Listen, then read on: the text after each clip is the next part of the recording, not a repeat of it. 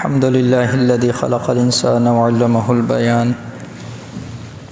وأنزل له القرآن وجعله شفاء وهدى ورحمة لذوي الإيقان ونشهد أن لا إله إلا الله وحده لا شريك له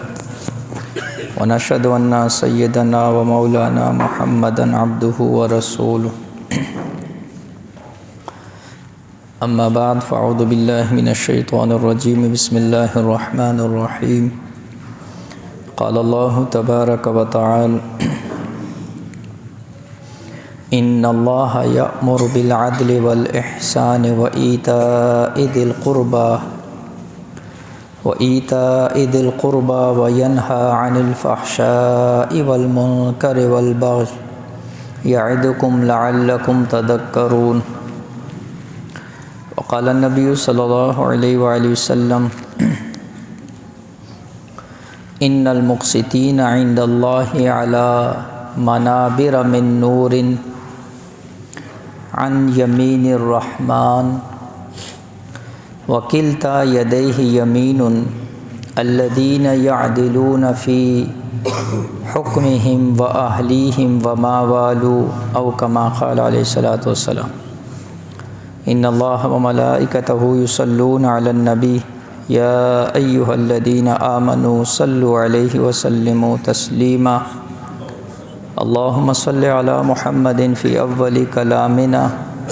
اللهم صل على محمد في أوسط كلامنا اللهم صل على محمد في آخر كلامنا میرے دوستو بھائیو عزیزو، آپ حضرات کے سامنے پارہ نمبر 14 سورہ نحل اس کی آیت نمبر 90 تلاوت کی ہے، اور حضور صلی اللہ علیہ وآلہ وسلم کے ارشادات میں سے ایک حدیث جس کو امام مسلم نے نقل کیا ہے وہ آپ کے سامنے تلاوت کی ہے۔ اس آیت اور حدیث کی روشنی کے اندر آج ہم ایک بہت بڑی صفت اور بڑا اہم موضوع عدل کے اوپر بات کریں گے۔ عدل کی اہمیت اور عدل و انصاف کرنے والوں کی فضیلت اور نہ کرنے والوں کا انجام۔ تو اللہ جل شانہ نے ان آیات کے اندر کچھ چیزوں کا حکم دیا ہے اور کچھ چیزوں سے منع کیا ہے۔ فرمایا ان اللہ یأمر بالعدل والاحسان، اللہ تم کو حکم دیتا ہے۔ یأمر، یہاں پر اللہ جل شانہ نے براہ راست حکم کا لفظ استعمال کیے کہ اللہ تمہیں حکم دیتا ہے بالعدل والاحسان، کہ تم عدل کرو اور احسان کو اختیار کرو، وَإِيتَاءِ ذِي الْقُرْبَى، اور اپنے اہل و عیال کو عطا کرو، ان کے اوپر خرچ کرو، ان کا حق ادا کرو، یہ سارے معنی مفہوم۔ وَيَنْهَى عَنِ الْفَحْشَاءِ، اور منع کیا ہے۔ پہلے فرمایا یأمر، تمہیں امر دیا ہے، حکم دیا ہے 3 باتوں کا، اور پھر فرمایا وَيَنْهَى، اور منع کیا ہے، تمہیں روکا ہے اور تمہیں منع کرتا ہے عن الفحشاء، بے حیائی سے، والمنکر، اور منکرات، اس سے مراد گناہ کبیرہ، والبغی، اور اللہ کی بغاوت والے جو کام ہیں۔ یعظکم لعلکم تذکرون، اللہ فرماتے ہیں کہ ان امر اور ان نواہی کی چیزوں سے تمہیں نصیحت کی جاتی ہے تاکہ تم تذکرہ، تم نصیحت حاصل کرو۔ تو میں عرض کر رہا تھا کہ یہ جو آیت ہے، اس آیت کو اعدل آیۃ فی القرآن کہا جاتا ہے۔ قرآن کے اندر کچھ آیات ایسی ہیں جن کو اخوف آیتن کہا جاتا ہے، یعنی کوئی آیت ایسی ہے جو سب سے زیادہ ڈرانے والی۔ اسی طرح یہ آیت جو ہے اس کو اعدل آیتن کہا جاتا ہے۔ اسی لیے مفتی شفیع صاحب رحمہ اللہ نے اپنی تفسیر کے اندر یہ بات ارشاد فرمائی ہے کہ اسلاف جو ہمارے سلف صالحین گزرے ہیں، اس آیت کی اہمیت کو سامنے رکھتے ہوئے جتنے بھی خطبات ہوتے ہیں، چاہے وہ جمعے کا خطبہ ہو یا عیدین کا خطبہ ہو، اس کے اندر اس آیت کی تلاوت کی جاتی تھی اور اب بھی کی جاتی ہے۔ عبداللہ ابن مسعود رضی اللہ تعالیٰ عنہ فرماتے ہیں کہ قرآن کریم کی جامع ترین آیتوں میں سے یہ ایک آیت ہے، اور کچھ علماء تو یہ فرماتے ہیں کہ اگر کسی سے یہ سوال کیا جائے کہ اسلام کی مختصر ترین تشریح کرو، اسلام کس کو کہتے ہیں؟ اب ظاہری بات ہے اسلام تو ایک مذہب ہے، اس کی جامع اور مختصراً تشریح کوئی کرنا چاہے تو علماء نے لکھا کہ اسلام کی مختصراً ترین تشریح اگر کوئی کرنا چاہتا ہے تو پھر مختصراً ترین تشریح جو ہے وہ عدل ہے، اور اس آیت کے اندر عدل کا ذکر ہے، اس لیے اس آیت کو قرآن کریم کا خلاصہ کہا جاتا ہے۔ علماء نے اس آیت کو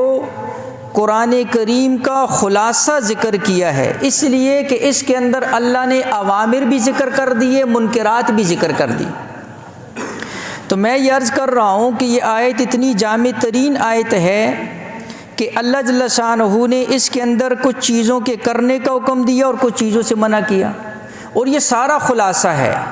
یعنی اس کے اندر سب سے پہلے حکم ہے عدل کا۔ تو آگے میں عرض کروں گا کہ عدل کہتے کس کو ہیں۔ عدل و انصاف کا صرف ایک معنی یہ نہیں ہے کہ آپ کو کسی فیصلے کے اندر حکم بنایا گیا یا آپ کو کسی جگہ قاضی اور جج بنایا گیا اور آپ جو ہے نا جی عدل اور انصاف، وہ ایک صورت عدل کی۔ عدل کے اندر بڑا جامع لفظ ہے، اس کے اندر بڑے وسیع اس کا جو ہے نا جی پہلو ہے، وہ آپ کے سامنے عرض کرنا ہے۔ تو پہلے اس آیت کی اہمیت کے حوالے سے عرض کر دوں کہ مفتی شفیع صاحب رحمہ اللہ نے اپنی تفسیر کے اندر ابن کثیر رحمہ اللہ کے حوالے سے ذکر کیا، اور علامہ ابن کثیر نے معرفت الصحابہ اس کتاب کی سند کے حوالے سے ذکر کیا۔ ایک صحابی ہیں اقسم بن سیفی رضی اللہ تعالیٰ عنہ، ان کو حکیم العرب کہا جاتا ہے، ان کو خطیب العرب کہا جاتا ہے، بڑے فصیح و بلیغ قسم کے بڑے اعلیٰ مرتبے کے صحابی ہیں۔ ان کے اسلام لانے کا واقعہ ذکر کیا کہ یہ اپنی قوم کے سرداروں میں سے تھے اور سردار تھے۔ جب ان کو پتہ چلا کہ اللہ کے نبی علیہ الصلوۃ والسلام نے نبوت کا اعلان فرمایا تو انہوں نے بھی تحقیق کے لیے کہا کہ میں خود جا کر تحقیق کرتا ہوں اور دیکھتا ہوں۔ قوم کے لوگوں نے کہا آپ سردار ہیں، آپ فی الحال خود نہ جائیں، تو دو بندوں کو تحقیق کے لیے بھیجا۔ وہ اللہ کے نبی علیہ الصلوۃ والسلام کے پاس گئے اور انہوں نے کہا کہ ہم اقسم بن سیفی کی طرف سے 2 سوالات لائے ہیں، اور وہ 2 سوالات کیا ہیں؟ من انتا و ما انتا، کہ من انتا یعنی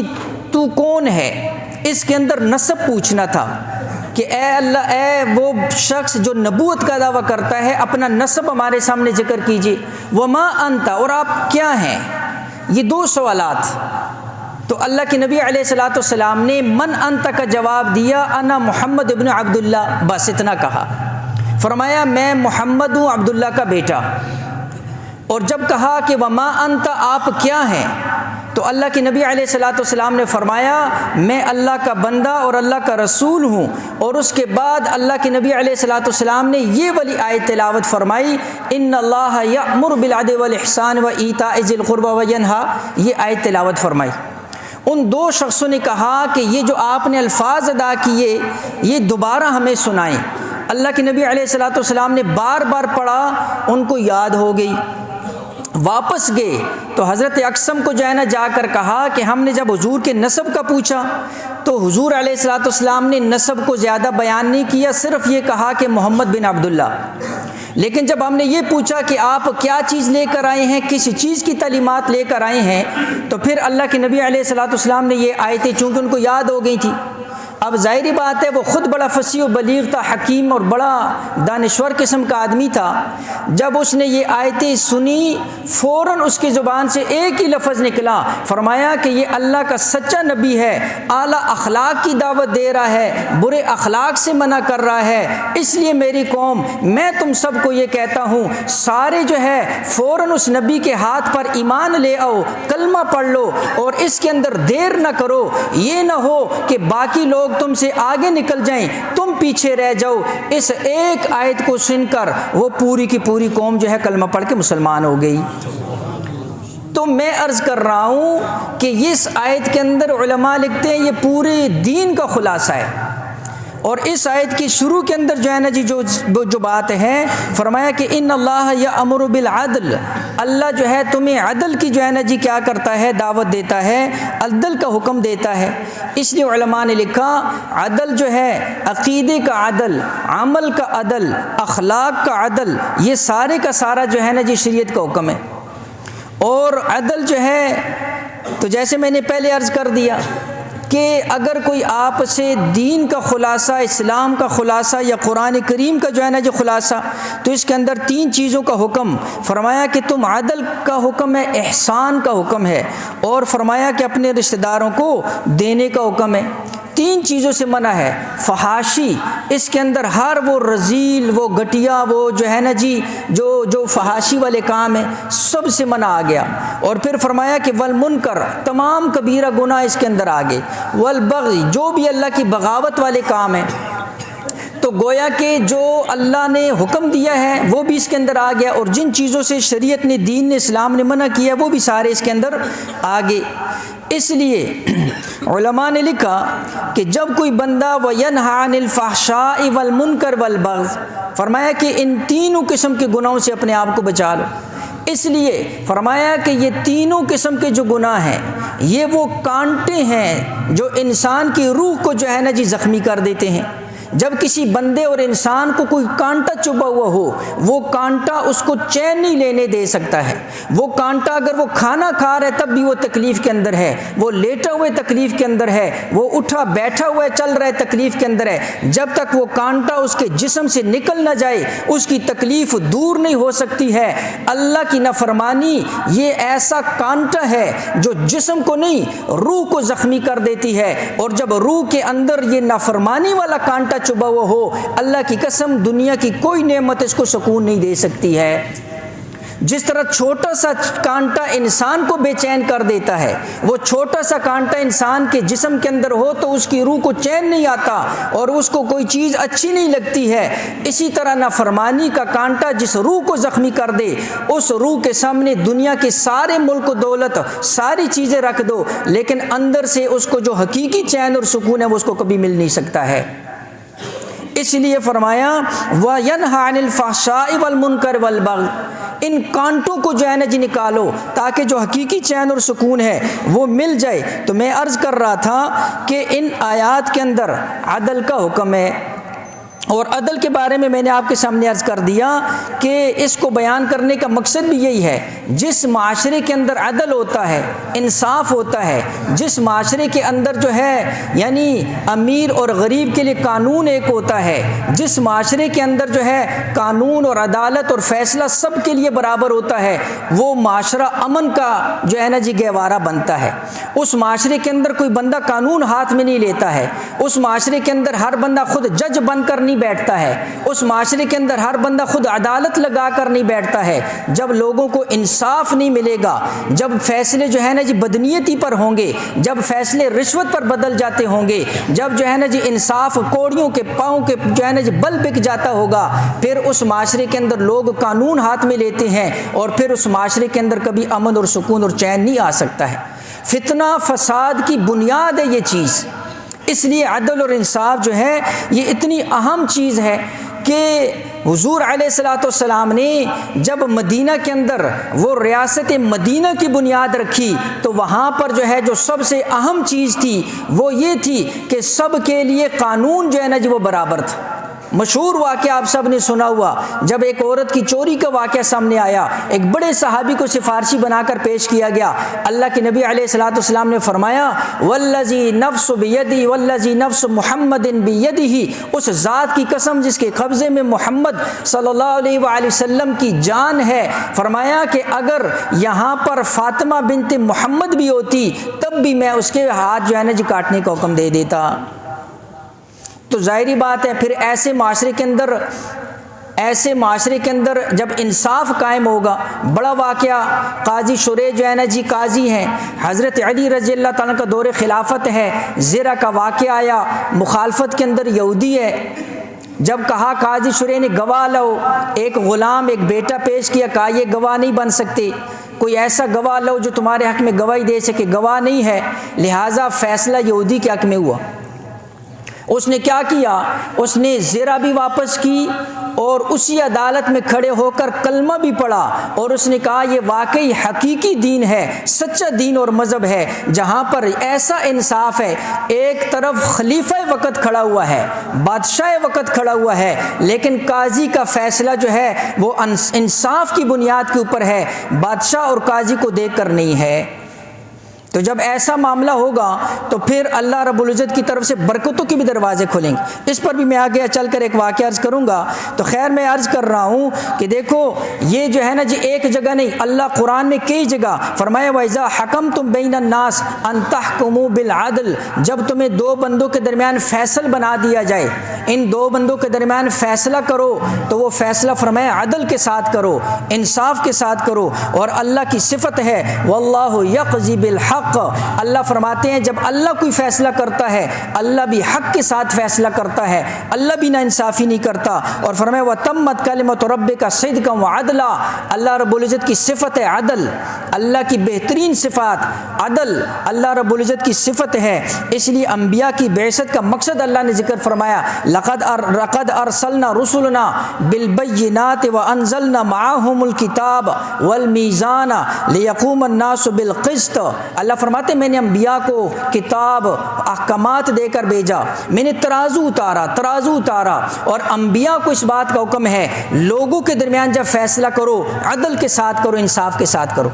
انبیاء کی بعثت کے مقاصد کے اندر اللہ نے قرآن میں ایک مقصد یہ ذکر کیا عدل اور انصاف، تو میں آپ کے سامنے عرض کر رہا ہوں بڑی اہم چیز ہے۔ اور اسی طرح اللہ کے نبی علیہ السلام نے فرمایا یعدل بین الناس صدقۃ، جو بندہ لوگوں کے درمیان عدل کرتا ہے، انصاف کے ساتھ فیصلہ کرتا ہے، یہ بھی اللہ کے ہاں صدقہ لکھا جاتا ہے۔ اور جو حدیث آپ کے سامنے پڑھی صحیح مسلم کی، اللہ کے نبی علیہ السلام نے فرمایا کل قیامت والے دن فرمایا کہ اللہ انصاف کرنے والوں کے لیے نور کے جو ہے نا جی ممبروں کو بچھائے گا، انصاف کرنے والوں کو اللہ نور کے ممبروں پر بٹھائے گا، وہ رب تعالیٰ کی دائیں جانب ہوں گے۔ اور پھر اللہ کے نبی علیہ السلام نے فرمایا اللہ کی دونوں جانبی دائیں ہیں، اللہ کے لیے یعنی بائیں جانب یہ جو ہے نا جی کمی، تو اللہ رب العزت کے لیے کمی نہیں، اللہ کے لیے صفات ہی صفات ہیں، اس لیے فرمایا اللہ کی دونوں جانبی دائیں ہیں۔ اور اسی طرح فرمایا کہ یہ انصاف کرنے والے کون ہوں گے، جو اپنے فیصلوں کے اندر اور اپنے اہل و عیال کے درمیان اور جن چیزوں کی ان کو ذمہ داری دی گئی ہے اس کے درمیان اگر عدل اور انصاف کرے گا۔ تو میں آپ کے سامنے عرض کر رہا ہوں عدل کا جو دائرہ ہے بڑا وسیع ہے، عدل کا دائرہ جو ہے یہ بہت وسیع ہے۔ اور صحیح حدیث جو امام بخاری نے جس کو نقل کی، 7 آدمی عرش کے سائے کے اندر سب سے پہلے اللہ کے نبی صلی اللہ علیہ وسلم نے فرمایا امام عدل، وہ حکمران جو عدل اور انصاف کے ساتھ چلے گا، اللہ کل قیامت والے دن عرش کے سائے کے اندر سب سے پہلے جس کو جگہ دے گا وہ یہ عادل حکمران ہوگا۔ تو میں عرض کر رہا ہوں بہت بڑی صفت ہے معاشرتی صورتوں کے اندر. جیسے میں نے آپ کے سامنے عرض کیا کہ ہمارا مقصد صرف فضائل بیان کرنا نہیں، یہ واقعات ہم اس کو اپنے معاشرے کے اعتبار سے ہر موضوع کو دیکھتے ہیں کہ ہمارے معاشرے کے اندر عدل اور انصاف کی کون کون سی صورتیں ہیں. تو علماء نے لکھا رشتہ داروں کے جو حقوق تمہارے ذمے اللہ نے لگائے، ان رشتہ داروں کے حقوق کی ادائیگی یہ بھی عدل کی ایک صورت ہے. اور فرمایا اسی طرح جس نے ازدواجی تعلقات یعنی ایک سے زائد جس کی جو ہے نا جی شادیاں ہیں، بیویوں کے درمیان عدل، ایک سے زائد بیویوں کے درمیان. اللہ کے نبی علیہ السلام فرمایا ابو داؤد کی روایت، من کانت لہ امراتان فمال الی احداہما جاء یوم القیامہ وشقہ مائل، جس کی دو بیویاں کسی ایک طرف مائل ہوا، زیادہ جو ہے نا جھکاؤ ایک طرف رکھا، فرمایا کل قیامت والے دن اس حال کے اندر آئے گا کہ اس کا ایک طرف جو ہے گویا کہ وہ فالج زدہ ہوگا اور اس کا ایک طرف جو ہے نا جی وہ گرا ہوا ہوگا. تو عرض کر رہا ہوں یہ وہ معاشرتی صورتیں ہیں. اولاد کے مابین عدل، یہ بھی عدل کی ایک صورت. نعمان ابن بشیر رضی اللہ عنہ صحابی رسول ہیں، صحیح بخاری کی روایت، فرماتے ہیں کہ میں چونکہ میرے والد کی جو ہے نا جی ہماری دو والدہ، ایک میری سوتیلی ماں ایک میں، تو میری والدہ نے میرے والد سے کہا کہ میرے بیٹے کو ایک فلاں چیز ہبہ کر دو. پہلے میرے والد راضی نہیں ہوئے کہ میرے باقی اولاد بھی ہے، کہا نہیں اس کے لیے ہبہ کر دو. کہا ٹھیک ہے، وہ راضی ہو گئے. میری والدہ نے کہا نہیں، اللہ کے نبی علیہ الصلوۃ والسلام کو اس بات پر گواہ بناؤ. نعمان ابن بشیر رضی اللہ عنہ فرماتے ہیں میں چھوٹا تھا، حضور علیہ الصلوۃ والسلام کی مجلس کے اندر مجھے لے گئی والد، اور میرے والد نے سارا واقعہ عرض کر دیا.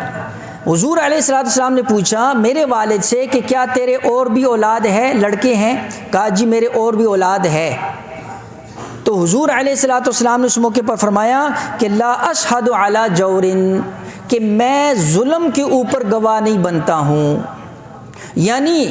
تو صرف اپنے اس ایک لڑکے کو سارا دے رہا ہے اور اس ایک لڑکے کے لیے ہبہ کر رہا ہے، باقی اولاد کو نہیں دے رہا ہے. گویا کہ اللہ کے نبی علیہ الصلوۃ والسلام نے اس کو بھی ظلم سے تعبیر کیا ہے. تو اولاد کے درمیان عدل اور انصاف یہ بھی عدل کی ایک صورت ہے. تو میں عرض کر رہا تھا کہ اس عدل کی جو ہے نا جی جو صورتیں ہیں، اسی طرح فرمایا کہ سیاسی حکومتی سطح کے اوپر جو ہے نا جی عدل. ایک بڑا مشہور عرب کا مقولہ ہے، فرمایا الملک یبقی مع الکفر ولا یبقی مع الظلم. ملک فرمایا کفر کے ساتھ تو چل سکتا ہے لیکن ظلم کے ساتھ نہیں چل سکتا، ظلم کے ساتھ نہیں چل سکتا. ظالم کے ساتھ اللہ کی کبھی بھی جو ہے نا جی مدد نہیں ہوتی، چاہے وہ ظالم جو ہے نا جی وہ کوئی مسلمان ہی کیوں نہ ہو اور وہ مظلوم کوئی کافر کیوں نہ ہو، اللہ رب العزت کبھی بھی ظالم کا ساتھ نہیں دیتے ہیں. تو میں عرض کر رہا ہوں کہ یہ عدل کی مختلف صورتیں ہیں. آخری بات جو عرض کرنی تھی، میں نے کہا کہ یہ وہ چیزیں ہیں یعنی جن کے ایسے اثرات ہوتے ہیں جو ہمیں بظاہر نظر تو نہیں آتے ہیں، لیکن رب تعالیٰ کی طرف سے انہی چیزوں کی بنیاد کے اوپر اللہ آسمانوں سے فیصلے اتارتا ہے. ہم کہتے ہیں فلاں معاملہ ٹھیک کر لو یہ ہو جائے گا، وہ کام کر لو یہ ہو جائے گا. اللہ کے نبی علیہ الصلوۃ والسلام نے اعمال سکھلائے ہیں کہ یہ عمل اختیار کر لو، لیکن ہماری نظر اس طرف جاتی نہیں. کیوں نہیں جاتی؟ اس لیے کہ ایمان اور یقین کی کمزوری ہمیں اس طرف متوجہ نہیں کرتی. ہم جو چیز ہمیں آنکھوں سے نظر آتی ہے ہم بس اسی کے اوپر ایمان لاتے ہیں اور اسی کو جو ہے نا جی ہم اس پر یقین کرتے. حالانکہ ایمان کا جو تعلق ہے سارا غیب کے ساتھ ہے، ایمان کی بنیاد ہی غیب کے اوپر ہے. اللہ کے احکامات، جنت، جہنم، قبر، پھر قبر کے اندر حساب کتاب، قبر کا کھلنا، قبر کا جو ہے نا جی جنت کا ٹکڑا بن جانا یا قبر جہنم کا گڑھا بن جانا، یہ کوئی بھی چیز آنکھوں سے نظر آنے والی نہیں، یہ سب غیب کے اوپر ایمان ہے. تو میں عرض کر رہا ہوں علامہ دمیری رحمہ اللہ کی کتاب ہے حیات الحیوان، اس کے اندر انہوں نے عبداللہ ابن عباس رضی اللہ تعالیٰ کے حوالے سے جو ہے نا جی سند سے واقعہ لکھا. فرمایا کہ ایک جو ہے نا جی علاقے ملک کا بادشاہ بیس بدل کر کسی دوسرے علاقے تحقیق کے لیے جو ہے نا جی چلا جاتا ہے. جس گھر کے اندر ٹھہرتا ہے اس بندے نے اپنے گھر کے اندر گائے رکھی ہوئی. اب وہ گائے جاتی ہے شام کر جو ہے نا جی چر کر جب واپس آئی، اس بندے نے جب گائے کا دودھ نکالا تو وہ بادشاہ دیکھ کر حیران رہ گیا. ایک گائے کے اندر 30 گایوں کے برابر جو ہے نا جی دودھ نکل رہا ہے. اور بڑا حیران، دل ہی دل کے اندر نیت کر لی کہ یہ گائے تو اس سے لینی چاہیے، یہ تو بڑی قیمتی گائے ہے. اگلے دن جب جو شام کو آئی اور اس نے دودھ نکالا تو وہ آدھا بھی نہیں۔ اب یہاں پر جو ہے نا جی اب اس کو تو پتہ نہیں ہے بات، اس نے کہا کہ یہ کیا وجہ ہے، آج لگتا ہے اس چرگاہ میں نہیں چری جہاں پر یہ چر کے آتی تھی۔ کہا نہیں، چرگاہ بھی وہی ہے، گائے بھی وہی ہے۔ کہا پھر کیا ہوا؟ کہا لگتا ہے بادشاہ نے رعایا پر ظلم کی نیت کر لی، اور جب بادشاہ، اور اس نے کہا کہ ہمارے ہاں یہ دستور ہے کہ جب بادشاہ اپنی رعایا پر ظلم کی نیت کر لیتا ہے تو پھر اللہ چیزوں میں سے برکت کو اٹھا دیتا ہے۔ تو اس نے، اب اس کو پتہ نہیں ہے کہ میں کس سے مخاطب ہوں، اس نے دل ہی دل کے اندر نیت بدل لی۔ تیسرا دن جب آیا تو علامہ دمیری اپنی کتاب میں لکھتے ہیں، عبداللہ ابن عباس رضی اللہ عنہ کی روایت ہے، فرمایا جب تیسرا دن آیا تو اس نے پھر جب نیت بدل لی، دیکھا اب وہ جو ہے نا جی دودھ پہلے دن کی طرح پورے کا پورا ہے۔ کہا اب کیا ہوا؟ کہا لگتا ہے اب جو ہے نا جی نیت بدل، اس کو بھی یقین ہو گیا کہ واقعی ایک نیت کے بدلنے سے جو ہے نا جی چیزوں کے اندر سے برکت اٹھ جاتی ہے۔ تو میں عرض کر رہا ہوں یہاں تو پورے کا پورا معاملہ ہی جو ہے نا جی نیچے سے لے کر اوپر طبقے تک سارے، تو کہاں سے برکات آئیں گی، کہاں سے خیر کے دروازے کھلیں گے، کہاں سے جو ہے نا جی وہ رحمتیں جو ہے نا جی اتریں گی؟ تو یہ وہ بنیادی چیزیں، بنیادی اعمال ہوتے ہیں جو، اس لیے ہر انسان اپنی جو ہے نا جی وسعت کے مطابق مکلف ہے۔ ذہن میں رکھو، کوئی یہ کہے جی ہمارا وہاں تک استعداد نہیں ہے، تو بھائی ہر بندہ اپنا مکلف ہے۔ جتنا جس بندے کو اللہ نے قوت، طاقت یا جو ذمہ داری دی ہے اس کے اندر وہ عدل و انصاف قائم کرے۔ تو جب ہم اپنی ذات کے اعتبار سے جہاں ہمارا اختیار بنتا ہے ہم وہاں پر عدل و انصاف کریں گے، انشاءاللہ کرتے کرتے پورے معاشرہ جو ہے نا اللہ جل شان سمجھ کر عمل کی توفیق دے۔ وآخر دعوانا الحمدللہ۔